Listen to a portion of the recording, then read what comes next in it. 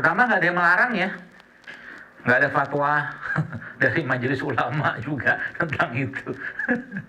Tapi ya kalau pertama begini Bu sekalian teman-teman ya, kalau Anda, ini saya kasih beri pemahaman yang dulu biar nanti bisa menyimpulkan sendiri. Kalau Anda menyederhanakan makanan Anda, tidak banyak makanan-makanan yang masuk ke tubuh Anda dan makanan itu terserap dengan sempurna, otomatis sebenarnya penyakit pun itu biasanya nggak pelik-pelik banget, nggak komplit-komplit banget, atau komplit banget. Itu yang pertama. Kalau seandainya mau diobati penyakit tadi, Anda menggunakan ramuan-ramuan sederhana kayak begini, itu insya Allah sudah sangat cukup.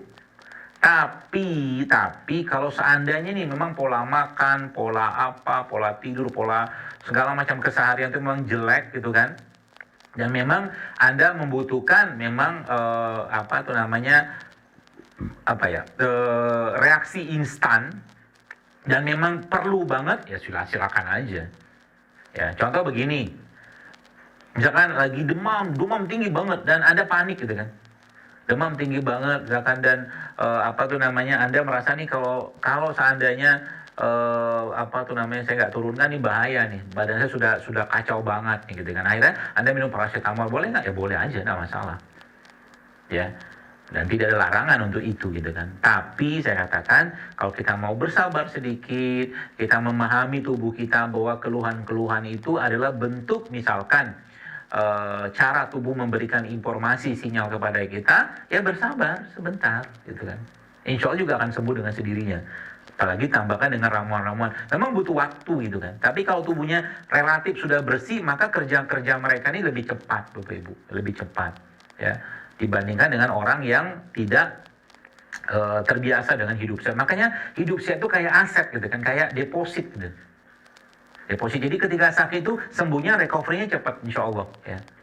Jadi kalau orang misalkan dibandingkan ada dua orang nih, orang yang satu hidup sehat, satu nggak sehat, hidup nggak sehat, dan ketika sama-sama dapat penyakit dan mereka menggunakan obat yang sama, misalkan herbal, yang hidup sehat biasanya lebih cepat sembuhnya, insya Allah. Ya, karena mengerti dengan badannya. Jadi ya boleh aja ya. Tapi lagi-lagi saya sampaikan bersabar sebentar gitu kan, bersabar sebentar ya. Kita mulai membiasakan untuk memasukkan produk-produk seperti dalam tubuh kita ya. Apalagi misalkan apa herbal untuk kolesterol, jawaban saya apa? Puasa Daud 3 bulan turun tuh kolesterol. Bisa nggak? Masuk akal nggak? Masuk akal ya. Dan risetnya pun puasa Daud 3 bulan ya, selama buka sahur dan hari tidak berpuasa, makan yang sehat. Anda nggak usah makan apa-apa, herbal pun nggak usah, turun itu insya Allah kolesterolnya. Tambah lagi dengan berbekam ya. Yakin nggak? Harus yakin, karena memang setiap yang Allah sudah berikan dan atau mungkin disabdakan Nabi SAW itu pasti ada kebaikan dan keberkahan di situ yang kita bisa ambil manfaatnya untuk kita semua. Demikian mungkin Allah alam.